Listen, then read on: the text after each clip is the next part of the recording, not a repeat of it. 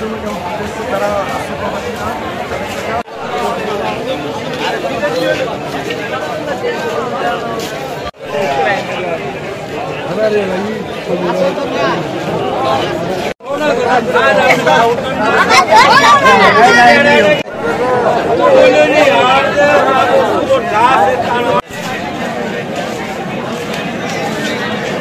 যারা দেখা শুরু দেন কি অবস্থায়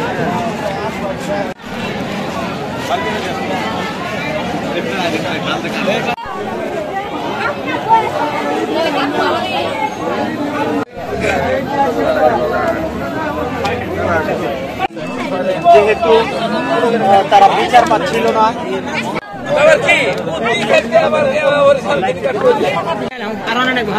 সবই মেনে নেওয়া লাগবে।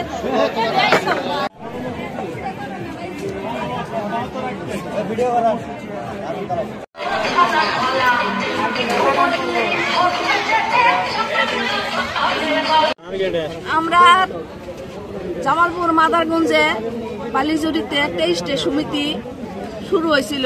প্রথম তো এলাকাবাদ, তারপরে শতদল, তারপরে একটা পরে একটা। আমাদের দেখাইছে বইয়ে সরকার অনুমোদিত এবং কি ইসলামিক শরীয়ত, এটা লাভ হবে না, এটা মুনাফা। ওরা বেকার, ওদের কাজ কাম নাই, আমাদের টাকা দ্বারা ব্যবসা করবে। কিন্তু ওরা ইতিমধ্যে আমাদের সাথে প্রতারণা করছে। 22 সালের ডিসেম্বর থেকে আমাদের সকল কিছু দেওয়া বন্ধ করছে। আসল এবং মুনাফা কোনোটাই আমরা পাইতাছি না। 3 বছর ধরে আমরা যুদ্ধ করে আজকে 9 মাস ধরে আমরা এই সমিতির কমিটি করে, এই কমিটির মাধ্যমে 9টা মাস ধরে আমরা সপ্তাহে 3 দিন থাকি রাস্তায়, 4 দিন থাকি বাড়িতে। আমাদের পেটে ভাত নাই, পরনে কাপড় নাই। প্রশাসনকে অনেকবার বলা হয়েছে, ডিসির কাছে এই পর্যন্ত 5 বার গেছি, ময়মনসিংহ বিভাগীয় কমিশনার কাছে গেছি, ওসির কাছে আসছি, টিএনওর কাছে গেছি। আগে যে টিএনও ছিল মহিলা টিএনও, ওনার নাম শামসুল নাহার। উনি যে টাকা সমিতির টাকা ভাগ করে নিছে তার প্রমাণ আমার কাছে আছে। উনি 1,70,00,000 টাকা ভাগে পাইছে। উনি টাকা ভাগ করে নিয়ে আমাদের খালি 6-9 করে সময় কাটাইছে। এই পর্যন্ত প্রশাসন আমাদের কোনো পদক্ষেপ নেয় নাই এবং আমাদের দিকে চাই নাই কে। ইতিমধ্যে আমরা জানতে পারছি যে সমিতির মালিকের আত্মীয় স্বজন আমাদের বলছে যে তোমরা আন্দোলন করে কি করবা, তোমাদের টাকা দিয়ে আমরা প্রশাসন হাত করে রাখছি। প্রশাসন আমাদেরকে এই দুঃখ দুর্দশা থেকে তো দূর করবে দূরের কথা, আমাদের কোনো আশ্বাসও দেয় না। এই প্রশাসন প্রতারক প্রশাসন, এই প্রশাসন ঘুরখুর প্রশাসন। আমাদের এই জনগণের সাথে এখানে যারা আমরা টাকা রাখছি তাদের ভিক্ষুক আছে, ই রিক্সাওয়ালা আছে, গার্মেন্টস শ্রমিক আছে। আমি একজন নিজে দর্জি, আমার সংসার ইনকাম করা কেউ নাই। আমি অনেক কষ্ট করে ইনকাম করে বৃদ্ধকালের জন্য আমি এই টাকা কটা জমাইছি। বৃদ্ধ বাবার চিকিৎসা করতে পারতাছি না। আমার একটা মেয়ে মাস্টার্স কমপ্লিট করছে, চাকরি নিতে পারতাছি না। এই প্রতারক ফাঁদে পড়ে আমাদের জীবন শেষ হয়ে গেছে। আজকে আমরা এখানে আসছি, আজকে সকাল 9টা থেকে শুরু করছি। যে পর্যন্ত আমার প্রশাসন না আসবে সেই পর্যন্ত আমরা এই রাজপথ ছাড়বো না। তাতে এই সমিতিতে টাকা রেখে এই পর্যন্ত অনেক মানুষ স্টক করে মারা গেছে। আজকে সকালে যখন আন্দোলন শুরু হবে বা সমাবেশে আসবে তখন আমাদের এক বোন নাম ফাতেমা, ও টাকা সমিতিতে টাকা রাখছে, ওই টেনশনে এই মিলন বাজারে অটোর ভিতরে হার্ট স্ট্রোক করে মারা গেছে। আর কত জীবন যাবে? এ কেমন প্রশাসন? যে ঈদের আগে মনে হয় সম্ভবত 21 তারিখ ডিসি এসপি সহ সবার সামনে ওদের 7 দিন সময় দেওয়া হয়েছিল, অথচ তার 7 দিন পার হয়ে গেলেও 7 দিনের মধ্যে ওদের সবাইকে গ্রেফতার করার কথা ছিল। কিন্তু এটা স্পষ্টত আমাদের সাথে এক প্রকার বেইমানি হয়েছে, যে বেইমানির ফলে তারা একজনকে নাম সর্বস্ব গ্রেফতার করছে এবং গ্রেফতারের পরে তার কি হয়েছে এই খবর আমরা এখন পর্যন্ত পাই নাই। ফলে এই প্রশাসন, আমাদের দৃঢ় সন্দেহ যে এই প্রশাসন মালিক পক্ষ থেকে টাকা পয়সা খায়, সেই টাকা পয়সা খাই আসলে এই 35,000 জনগণের সাথে এই বেইমানি করতেছে।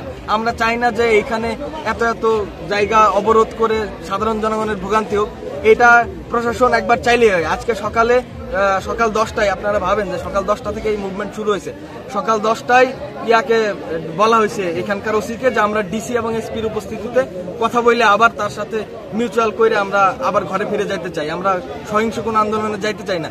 আপনারা দেখেন যে এত মানুষ রাতে এখানে রান্না করে খাচ্ছে, কিন্তু ডিসি এসপি একবার এখানে আসার সময় পাইতেছে না। এটা হচ্ছে বিষয়। আপনারা কি চাচ্ছেন এখন? আমরা চাচ্ছি যারা এর সাথে জড়িত তাদের গ্রেফতার করা হোক, গ্রেফতার করে তাদের সম্পত্তি বাজেয়াপ্ত করে হোক বা যেভাবে হোক আমাদের অর্থটা খুব দ্রুত সময়ের মধ্যে ফিরিয়ে দেওয়া হোক।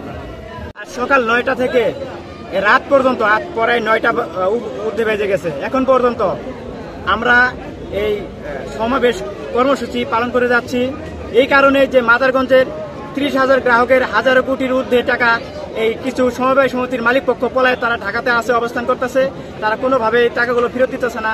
এই হাজারো কষ্টের টাকা, প্রবাসীদের টাকা, তারপর কৃষক গরিবদের টাকা, এবং কি রাস্তার একজন ফকিরেরও টাকা এই টাকা উদ্ধারকারী একজন মারা গেছে, এবং কি আজকেও 2 জন মারা গেছে। টাকার সুখে 2 জন মানুষ মারা গেছে, কিন্তু আজকে এখানে মানে পাক হইতাছে। সারা রাতি এখানে তারা যারা গ্রাহকরা আছে তারা কর্মসূচি পালন করবে। এখন পর্যন্ত তারা প্রশাসনের পক্ষ থেকে কোনো আশ্বাস আমরা পাইতেছি না। যতক্ষণ পর্যন্ত না পাবো ততক্ষণ পর্যন্ত ইনশাল্লাহ আমরা এই মাঠে থাকবো, ইনশাল্লাহ মাঠ থাকবো। আমার 50 লক্ষ টাকা আছে 6 সমবায়তে, এখন আমার 1 টাকাও দিতেছে না। 2 আর 3 বছর হয়ে গেল, 1 টাকাও দেয় না, বুঝছেন। এখন আমি অসহায়, আমি একজন প্রবাসী, আমি একজন কুয়েত প্রবাসী। আমি 2005 সালে কুয়েতে গিয়েছিলাম, 2020 সালে চলে আসি করোনার কারণে। ওই দেশ পদত্যাগ করার পরে আসার পরে এদের এই প্রতারণার চক্করে পরে আমি 50 লক্ষ টাকা 6 সমবায়তে রাখছিলাম। এখন আমি 1 টাকাও পাচ্ছি না, এবং এই দেশের সরকার বলছে প্রবাসীর জন্য অনেক সুযোগ সুবিধা আছে। আমরা একটা রিমিটেড যোদ্ধা, আমাদের কোনো টাকা পয়সা পাইতেছি না। আমি এখন অসহায়ভাবে চলতেছি, না পারতেছি রিক্সা চালাতে, না পারতেছি কোনো কর্ম করতে, না পারতেছি কোনো কিছু করতে, না পারতেছি বউ পোলাপানে খাবার দিতে। এখন আমি খুব অসহায়ের ভিতরে আছি।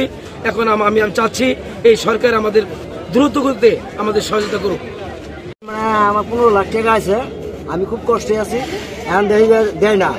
তারপরে আমি প্রতিবেদন বুঝি যে জনগণের সাথে আমি নেয় বলবো কুড়ি কি আছে না সব দেখবো। আমরা তো দফায় দফায় তাদের সঙ্গে যোগাযোগ করার পরও কিন্তু তারা আমাদেরকে সাড়া দিচ্ছে না। সেই জন্য আজকে আমরা এখানে আসছি আন্দোলন করার জন্য। থানামুড়ে আমরা বসছি সকাল থেকে, যতক্ষণ পর্যন্ত তারা আমাদের সঙ্গে যোগাযোগ না করবে, যতক্ষণ পর্যন্ত আমাদেরকে টাকা না দেবে, ততক্ষণ পর্যন্ত আমরা এই রাজপথ ছাড়বো না। দরকার হলে এখানেই থাকবো, এখানে ইনশাআল্লাহ।